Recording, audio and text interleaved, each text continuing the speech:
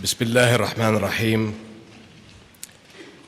Mayor Philippe, Dr. Linden, Your Majesty, President Gauck, President Hollande, Excellencies, my dear friend, President Schulz, thank you. It is an honor to visit this historic city and share in this wonderful occasion.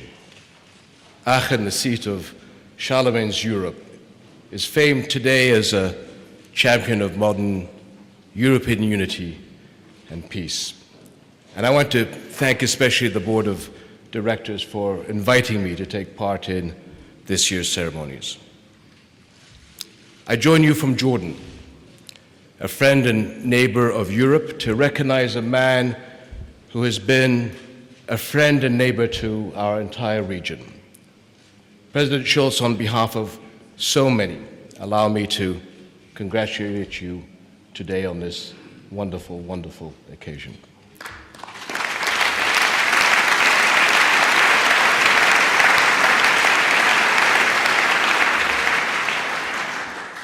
Ladies and gentlemen, I don't need to tell you the profound interests that are shared between Europe, the Middle East, and North Africa.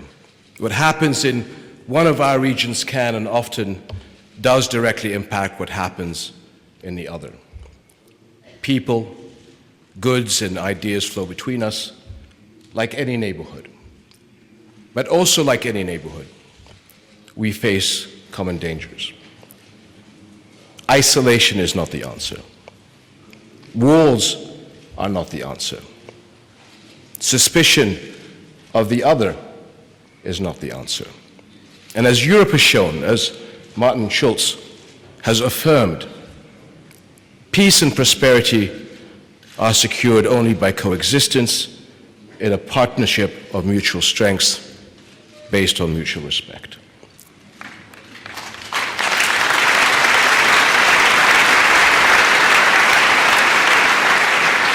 From the beginning, has recognized a special relationship with neighboring countries, including us, your neighbors to the south. And as President Schulz has made clear, that relationship calls for common action on many fronts. First and foremost is the simple act of defending the principle of mutual respect. Ideologies of hatred and violence kill coexistence and fuel Islamophobia. And such divisions simply play into the hands of violent extremists. They erode the contributions of good citizens, the vast, vast majority of Europe's Muslims. Many Europeans in the EU and across society are working to counter such wrongs. And we must continue to work together. Jordan is a Muslim country with a deeply rooted Christian community. We count respect for human dignity among our deepest national values of tolerance and moderation. Our country has led a global interfaith dialogue, and we will continue to work closely with Europe as a friend and partner to strengthen this dialogue. Another area of solidarity is the defense against terrorism. In my region and elsewhere, we are seeing the devastating impact of the Khawarij, outlaws of Islam, on social peace and cohesion. The Arab world and Europe are united in rejecting these criminals and their heinous acts. In Paris, in Tunis, in Amman, in Strasbourg, and at the Brandenburg Gate, and in many other places, people have stood together to uphold our shared values. Terrorists respect no borders. Our defense must be equally international and focused. And in this, the EU plays a central role. President Schulz has called for a global partnership against terrorism. And I know that in the days ahead, our cooperation in all areas will continue to grow. I must also say a word about the EU Partnership on Economic Affairs. In the Arab world, young people make up 65% of the population. Too many lack opportunity at the starting gate of their lives. No work, no hope makes young people targets for radicals. Our young deserve better options, options that will bring them what they really need: good jobs and good prospects, and stable communities to build fulfilling lives. And young Europeans deserve just the same.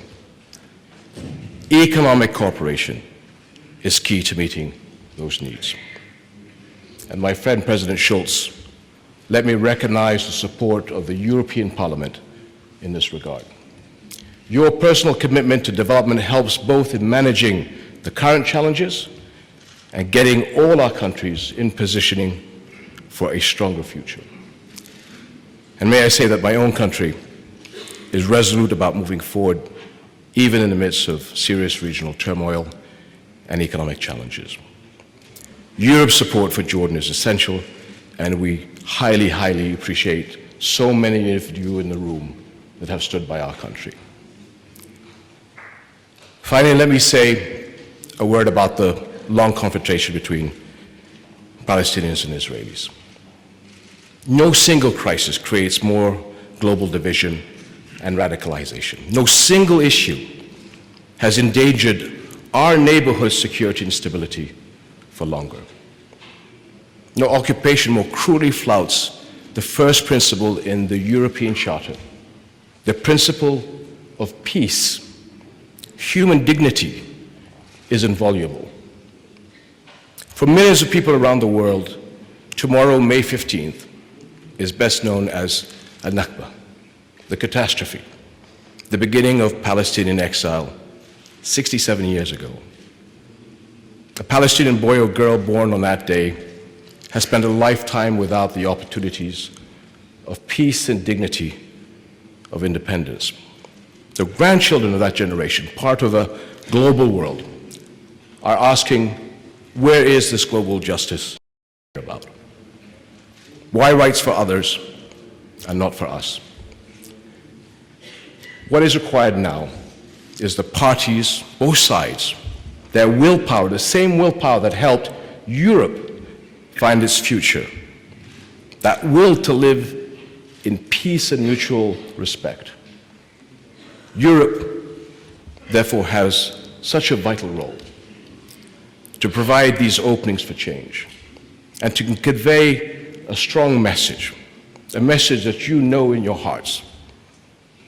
Security comes only with peace, and peace comes only with respect and coexistence.